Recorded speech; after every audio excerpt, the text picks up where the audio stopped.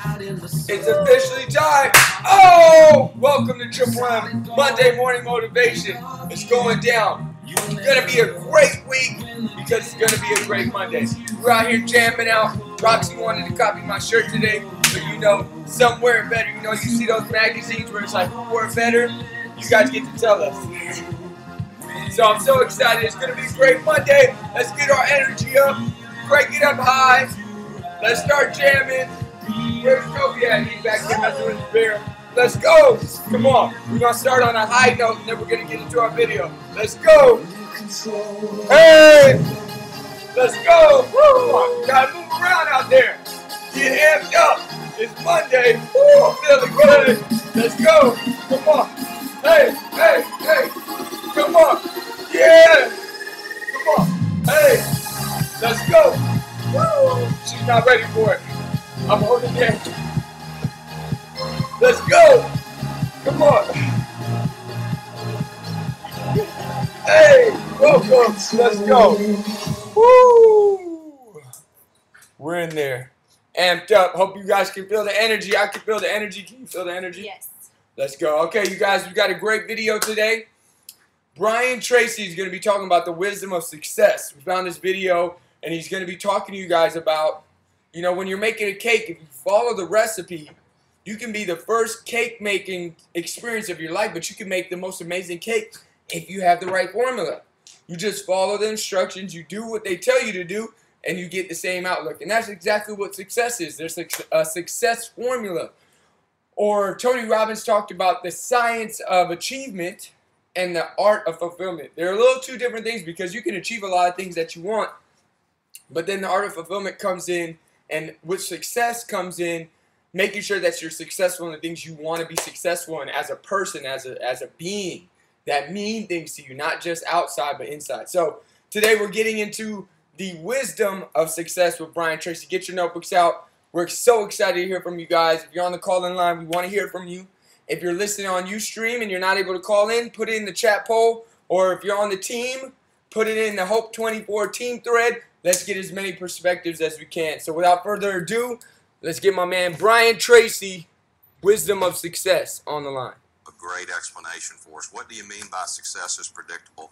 And if I'm someone seeking that, what are some of the key things I need to be doing, looking out for, or whatever? Well, if you go into the kitchen to cook a dish, and the very first thing you get is a recipe, and you follow the recipe, and you work with the recipe, eventually you'll master that dish. Once you've mastered it and made it a few times, you can make the dish over and over again, and you'll remember the recipe. You don't have to keep going back to the recipe book. Now, if somebody says, boy, that's really delicious, you don't say, well, it's a miracle, like something out of voodoo. No, you just followed a proven recipe that had been worked out by people before you. And that's basically the secret of success. If you want to be successful in starting a business, then you study what people have learned, and everything that people have learned they've written down or shared in seminars or put onto audio programs is, I learned this from a very wise man named Kopmeyer, who spent more than 50 years studying success. And he had developed more than 1,000 success principles that he had derived out of something like 6,000 books. And when I met him, I asked him the question you would ask. Of all these 1,000 principles, because I had studied it all, which is the most important principle of all? And he said, Brian, he said, it's simple. He said, use proven success methods. He said, learn from the experts. He said, Brian, you'll never live long enough to learn it all for yourself. So what I find is that successful people are those who learn from others who've gone before them.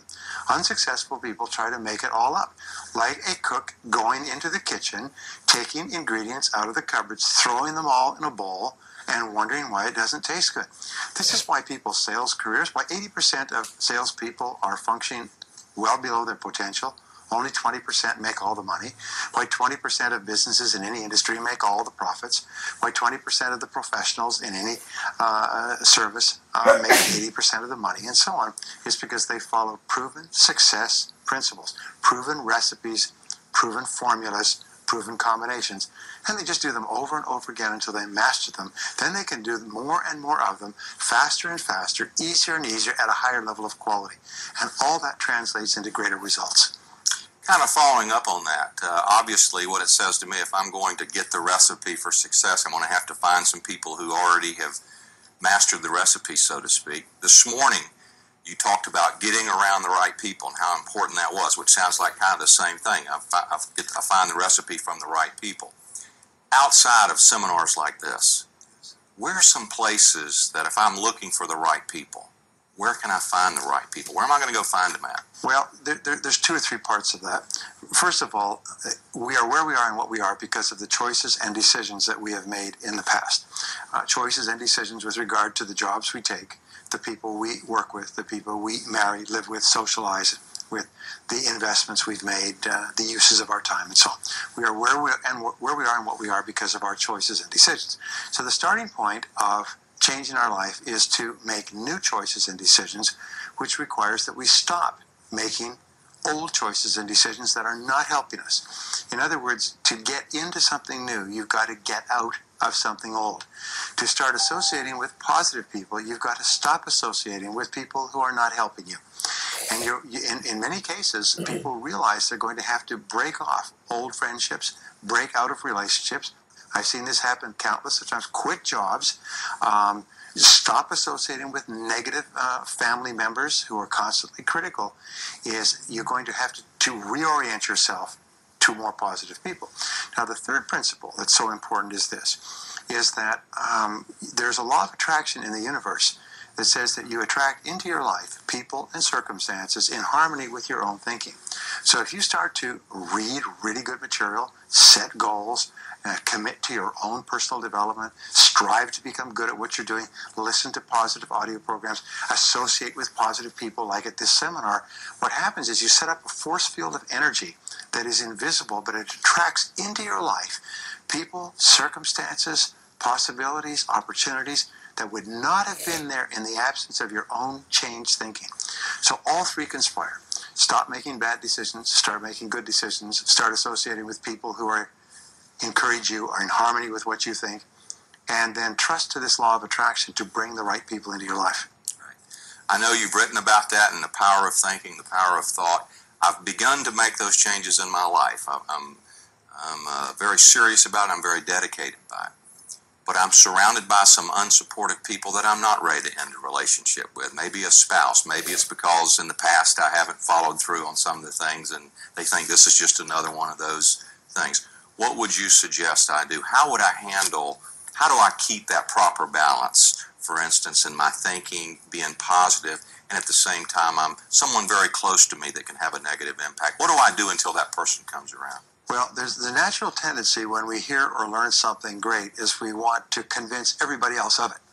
All right, and you see this, people who quit smoking suddenly want there to be no smoking in the world. People who adopt a religion or a political philosophy want everybody to join the next day. But the very best thing, as I mentioned earlier in our seminar, is that you must teach men at the school of example, for they will learn at no other. So what you need to do is be an example. And be an example for an extended period of time. Give yourself 2, 3 months, maybe a year, of being the new person. When you go on a diet, don't insist that everybody else go on a diet the next day. Actually go on the diet, stay on the diet, lose the weight, achieve the level of financial fitness, and attract people so they come to you and say, what is it that you're doing? Or what is it that you're reading? Or what is it that you have that makes you different? Only then, when they reach out, do you offer to them. The flip side of this is that in the main, people don't change. You can change, and you'll find it much easier to change if you're with positive people. Very hard to change with people who don't want you to change, who want you to be the person that you were. But in the main, people don't change. So sooner or later in life, you're often going to have to make some hard choices.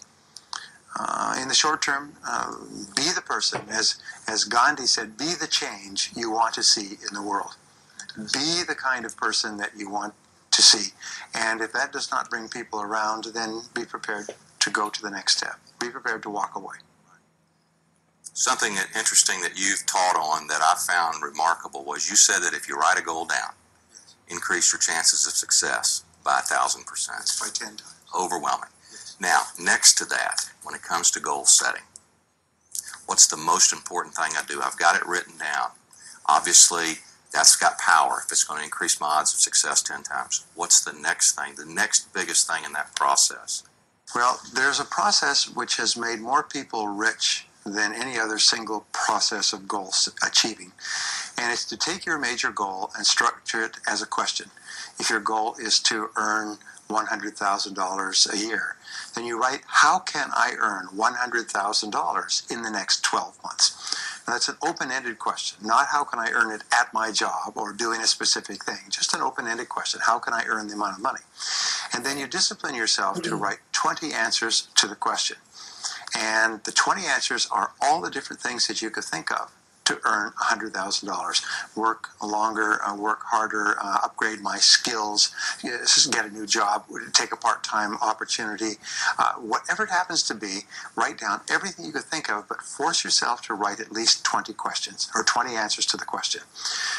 The 20 question method, called mindstorming, forces you to dig deep, deep into your mind where you will find all your answers. And it may be call a person, or read a book. Let me give you an example. We had a young fellow, entrepreneur, he got 35 years old. He built a successful business. He'd worked about 10 years to do it. And he, for 2 years, wanted to sell his business so he could take a year off and travel, enjoy his money.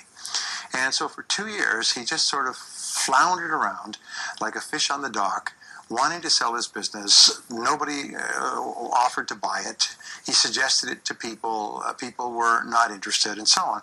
And in this exercise that they put him through, his 20th answer, and often it's the 20th answer that is the breakthrough, was buy a book on how to sell your own business. And it just went off like a flashbulb in his mind. At the break, he got up. It was a downtown hotel. Got up, went down to the street to a major bookstore, went and found. He was amazed at the number of books that had been written on how to buy and sell a business. So he bought 2 or 3 books. 2 months later, he had restructured, packaged his business, sold it completely, satisfactorily, and took a year off.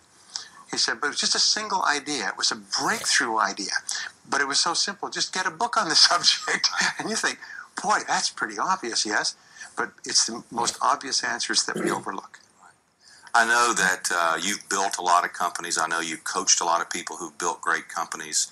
You've been an inspiration and mentor to a lot of people. I'm a person who I've gone through maybe perhaps your goals exercise, that you have a very thorough goals exercise. I've put my goals down. I've got all the objectives and the tasks lined out, and I just can't seem to get started. And 90 days pass by, and I still haven't gotten started. Now I'm at the point where I'm starting to beat myself up and all. What's the key after I've got the mechanics, so to speak, in place? What can I look for? Where can I look for to get started? This is one of the biggest of all challenges. It's procrastinating on starting on a major goal. And the way that you overcome it, one of many ways, is you break the goal down into as many small steps as you possibly can. You make a list of every single step that you're going to have to take to achieve the goal. From the first one of clearing your desk, or reading a chapter in a book, or making a phone call, or working out a financial plan. So what you do is you break it down into small enough steps. Henry Ford said the biggest tasks in the world can be accomplished if broken down into enough small steps. And once you've broken it down into enough small steps, just do one step. Say, now, of all of these steps, there are 5-minute, 10-minute steps. Of all of these steps, what would be a good place to start? And then you do just one thing. And maybe the next day you do just one more thing. And what happens within the mind is there's a natural momentum that once you get into the rhythm, you start to move forward. And pretty soon you're doing the next step and the next step and the next step and so on. I had a good friend who had for years wanted to write a business book. And he was working from 7 or 8 in the morning till 9 or 10 o'clock at night. He never had the energy to write it. So he finally said, I'm going to write this book, so I'm going to write it 1 page at a time. So he rescheduled his life, so he came home earlier, went to bed by 9 o'clock, got up at 5 o'clock, and wrote 1 page. That's all. By the end of the year, he had a 350-page book. And he published the book, and it became a great success. But it was just writing 1 page a day that enabled him to write a bestseller. Nice. Awesome stuff. Love it. 1 page a day, that's all it takes. Awesome. Let's get Roxy. What are your takeaways? Woo. Let me fix this a little bit. All right. So I'm going to go down the line as I took the notes down. And I really loved the very beginning when he said, follow a proven recipe. You know, he talked about baking a cake, and there's baking a cake, you know, just follow a recipe and you're going to bake that amazing cake.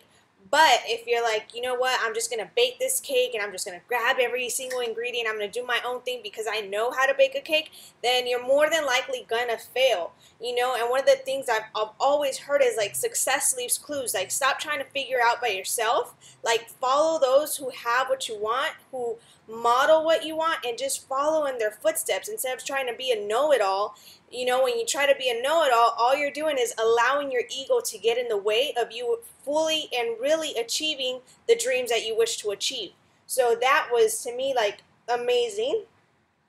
And then I also like how he talked about finding people who have mastered success, you know, and the guy asked him, he's like, well, what if like everybody you were around with was negative, you know? And then he talked about how most people, when they're really ready for a change, will leave their jobs, will leave their friends, will leave not like their family in a sense of like, I'm like cutting them off, but you start to gravitate just a little away from them in order for you to really be able to pursue what it is that you want. You know, for me, I've done that. You know, I've done like whenever I was trying to change my life, you know, some of my family members are not the most positive, and whenever I was amped about something, they'll be like, yeah, right. You know, so what can that do to you? It's going to bring you down, you know, and when you start coming down, then you start really not believing in yourself because you think that you should be like them or model whatever it is that they think that you should be. So that was key. And then he talked about like, first, like you want to also get around by people, like different people, people who inspire you, people who motivate you, people who are also in pursuing like their dreams. You know, it's not going to come from one day to another, but once you start separating yourself from the negativity and you really begin to work on yourself, then the universe starts to act on your behalf. And now you open up the space for you to attract those type of people into your life. So that, for me, was awesome. And then he also talked about being an example for the negative people in your life. You know, he's talked about how a lot of times, like, we try something new and we're like, you need to try this diet, or you need to read this book, you need to change your life, whatever it is, because we're so excited. We want to share our excitement with the world. It's like whenever you watch a great movie, you want to share it, but most people are open to a movie, but they're not open to changing their life. So he said, be the example. Like, don't talk about it, just do it. And once you start losing the weight, you start feeling great, you start having this different energy, people will ask you, like, what are you doing? You know, and that will become the opportunity for you to share whatever it is that you're doing. Woo, I'm winded. I don't know why. But last ones, write a goal down. It increases your success. That's something that like we tend to practice a lot, like writing your goals down. Like, what's awesome about that is that it makes it more visible to you and you're able to see it, as opposed to like a lot. I remember before I would actually just write my goals down or something like that. I would write them at the beginning of the year, and a new year is about to enter, so don't just write your goals down for the beginning of the year and then put them away, and then you're like 6 months down the road, 12 months down the road, you see it again and you're like, whoa, I didn't accomplish as much as I wanted to accomplish. Why? Because they weren't like visible. But if they're visible and they're in your awareness, you're going to start acting in order to attain those goals. So that was key. And last, take your major goal and structure it as a question. Like, that was powerful. I had never heard that before. And that was just absolutely amazing, because so many of the times we have big goals, but we don't know how we're going to get there.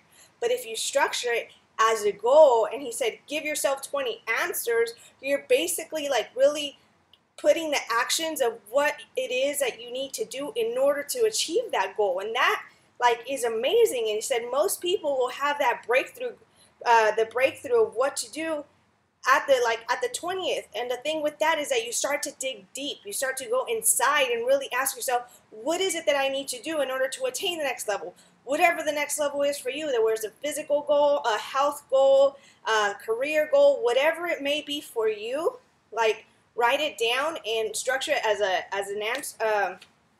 a question, then come up with the answers. Like, that was just absolutely amazing, and I'm gonna go ahead and pass it over to Aubrey. Nice. Awesome. Great takeaways. Loved it. some of the takeaways that really resonated with me are, success is a formula. Use a proven success method, but use wisdom from experts. Sometimes in my career and in my life in general, I'll be like, well, this person said this and this person said that. And then I had a mentor tell me, well, would you want to trade places with that person? And I was like, no. He's like, then why are you listening to them? Because if you listen to them, you're going to become them because you're going to do what they did. So one thing that helped me that I give to you guys is don't listen to anybody you wouldn't trade places with. And then on the flip side of that, do listen to people you trade places with. Find people that are doing, being, becoming what you want to be, do, and become, and ask them what they're doing and follow the same formula. I really like that. You don't have to try it out all yourself. You don't have time to try it out all yourself. You don't have time to figure out every way that it doesn't work. You just got time to figure out how it does work. A chef wouldn't walk into the kitchen without a recipe. If you just walk in there like, hey, I'm just going to throw some stuff together, you know how long it would take you to become successful?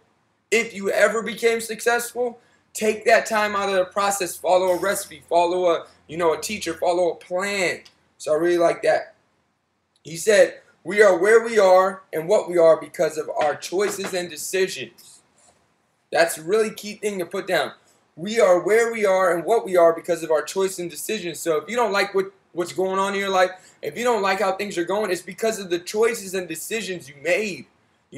Owning that, really thinking and getting grounded in that is how you can not only come to grips with where you're at, but also change where you're going. Because now, once you know that, to change that, all you got to do is change your choices and decisions. A simple thing like, if you want to start associating with positive people, you're going to have to stop associating with negative people. There was a time in my life where, the people I was surrounded by, it was comfortable to be around them because, sometimes you'll look around and be like, well, I'm not doing that bad. Well, everything's not going that bad. Oh, I'm doing all right, because you are who you surround yourself, and sometimes that can be a comfort mechanism. Because you see people that maybe are at a certain level in life and you justify where you're at because of your position in contrast to where they're at. And if you do that, I'm guarantee you're not going to end up happy. And there came a time where I had to say, hey, I love the people that are around me. I always love them. But that doesn't mean I have to spend the majority of my time with them if I want to grow. That's the caveat. If you want more, you're going to have to do some different things. You're going to have to get around some people that it's just uncomfortable. I remember when I first came to LA, I felt like a big fish in a small pond in my old city, San Diego. I came to LA, I was like, man, nobody knows me. I'm like the random guy. I didn't have any friends up here. All my friends from school, at high school, had left. My family had moved away for a period of time. And I was just a small fish in a big pond now. Super uncomfortable. But there were so many times where I thought, maybe I'll just go back to that comfort. I said, no, you got to stick this out. And then I ended up building a new life, reaching new heights, becoming a new person because of those decisions. It's going to be uncomfortable, but the outcome is worth it. And you got to sit down and say, hey, how bad do I want my success? How bad do I want my goals? How bad do I want my new life? And depending on how bad you want it, that's what you put into it, and that's what you'll get out of it. I love that. Law of attraction, the power of thinking. Come across a great revelation, want everybody to do the same thing as you. But what Brian Tracy said, and I love this, he said, teach at the school of example. Teach at the school of example. That doesn't mean you don't tell the people around you what you're excited about. Of course you share with them. But you don't push it on them to the point where you got to try it. It's a must. No, you share it with them. You share your new healthy, active lifestyle. You share your new Herbalife community. You share your new book that you read that you love. You share your new thought pattern and level of awareness that you cultivate in your life. You share it, absolutely. Don't keep it, but you don't force it. And you continue to do it until you teach at the school of example, because everybody's not going to come around right away. We've had people that been telling about our healthy, active community right down the street, that live right down the street for 2 years. It took them 2 years to come out. But once they did, they brought their family, they got results, and they loved it. Sometimes it's going to take 2 years. Sometimes it's going to take 5 years. Sometimes it's going to take 10 years. But if you love the new revelation so much, you're not going to stop. So it doesn't matter the time. They'll come when they're ready, as long as you're still the example. Be a possibility for those around you. I really like that. And then going into, be prepared to walk away if you really want to change, going back to your circle of friends, writing down your goals. We write down our goals every single morning. Goals, intentions, gratitude, and vision. GIGV, goals, intentions, gratitude, and vision, first thing in the morning. And it increases your chance of achieving it by 1,000%. I really like that. And then he also talked about the 20 questions of how you're going to achieve your goal. Mind storming, digging deep. Because sometimes the most obvious thing is the most looked over. And it might be the thing that's going to help you the most.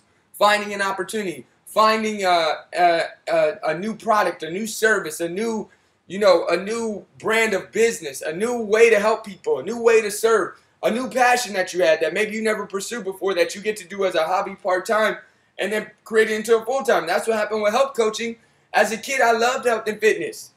And I never thought, I went through school, I got my kinesiology degree, and I got out, and the best thing I could do was like 24-hour fitness. I was like, man, they're making like $8 an hour. How am I supposed to support a family on $8 an hour? And in my head for a while, I'm never going to be able to be in health and fitness and be living the lifestyle I want. So I had to switch. I went over to physical therapy, went to school, got a bunch of student loan debt, got out and was in physical therapy. But then I was stuck behind an office all day, doing paperwork all day. But I was paying the bills and living a lifestyle. But it wasn't what I was passionate about. I was passionate about health and wellness, preventative medicine, living a healthy, active lifestyle. And then an opportunity found me, and it became a hobby at first, coming to Fit Club, just being healthy and active and sharing and paying forward, turned into a part-time income, turned into a full-time career. You never know where it could come from, but you got to be open for it. You got to be, willing, curious, hungry for new. So I really like that. And the last thing is procrastinating. Break it down into the smallest pieces you can, and just do one a day. He said write one page a day if you want to write a paper. The days are going to pass anyway. So really loved it. Brian Tracy gave us some amazing nuggets. Excited to hear from the call-in line. What do you guys got for us call-in line? Who's there? Name and where you're from. They've got so many nuggets.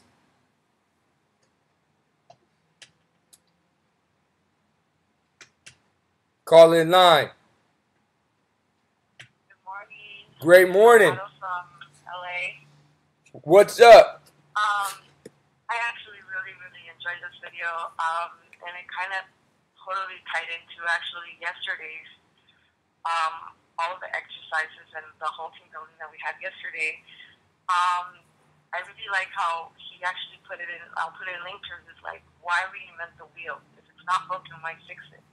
And I think a lot of times we complicate things. I don't know if it's our human nature or not, or we think we're going to find something better. But we don't, it's like we always find ourselves in like in a two-way street. We're trying to take easy way out, and the answer's always right there in front of us. Like success is always there for us. It's attainable. But yet, for whatever reason, we always want to reinvent the wheel. And it's just, that's the way we are. I don't know, maybe that's the way we're built for something. But that one hit really close to home. And then also, I took another one with when you change your life, your lifestyle. You'll have a lot of people turning away from you or putting you down, or won't be the most positive people, or won't really support you. And that's when you really know what you're made of. If it's going to be, you tend to have a lot of people just kind of disappear from your life when that happens. And that's okay, because that's your own choice, and it's about you. It's not about anybody else. But when transformation starts to come, positivity into your own personal life, these same people you will attract the same people that were first putting you down, or not supporting you, or kind of poking fun of you. You will attract them again in a different light. They will come back. I've seen that in my own personal experience where, it was kind of like a party, drink, and then I moved away from that. It's like, what am I doing? I want to get healthy, I want to get fit. And, I kind of took a lot of heat from them, but then as they saw transformation and how I looked and how I felt and just my whole energy totally changed, they gravitated more towards me as well. So, I think we have to just kind of, whoever is going to, be in your life is going to be in your life, whether it's going to be, for the good or bad. So that was really powerful, because, I've experienced that myself, and it just kind of hit home really. I was like, wow, that was crazy. Like, it was talking to me. There you go. Yeah, and then also, like I said, just kind of piggybacking for that, it's like actually speak 1,000 words. You're absolutely right. We can talk about doing this and doing that, our goals and this and that, but it's not actually. We can talk about it, but what are actions that we're taking to get closer to that goal, or what are we doing to get closer to what we want and what we want to attain? And it's like you said, one page a day or one word a day, but at least we're building some type of foundation in order to achieve, what we want. Absolutely. Powerful takeaways, Amparo. Love it. Such great contribution to the call. So many great perspectives. Love it. Now we get to pay it forward. Going to upload this video to YouTube. As soon as it gets posted on Facebook, repost it. Invite others to watch it. Share your takeaways and pay it forward. If you're on Instagram, repost a flyer or whatever image represents your biggest takeaways from today. Let others be as elevated as you are this morning. Every single Monday morning, starting our week off strong. Triple M, Monday morning motivation. Let's have a great one, you guys. Have a great, amazing week. We're out of here, you guys. Peace out. Hey! Have a great week. Adios.